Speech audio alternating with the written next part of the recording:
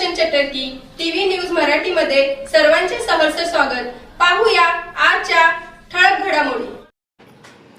शेगाव जिल्हा परिषद गटातील श्री किसन आकाराम टेंगले हा एक ओबीसी व धनगर समाज चळवळीचा खंदा कार्यकर्ता ही निवडणूक लढवत आहे। ही निवडणूक राष्ट्रीय समाज पक्षाच्या क बशे चिन्हावरती तो लढवत आहे। मी माझ्या ओबीसी बहुजन आघाडी या पक्षातर्फे त्याला जाहीर पाठिंबा व्यक्त करतो।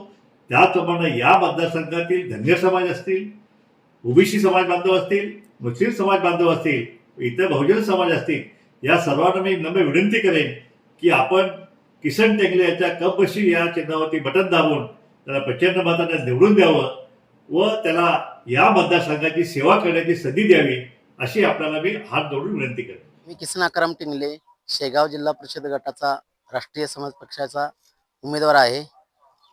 शेगाव जिल्हा परिषद गटातील सर्व मतदार बंधू भगिनींना मी एक आवाहन करतो की सर्व मतदारांनी माझ्यासारख्या सर्वसामान्य कुटुंबातील उमेदवाराला आपला मतदान रूपी आशीर्वाद देऊन मला आपले काम करण्याची संधी द्यावी।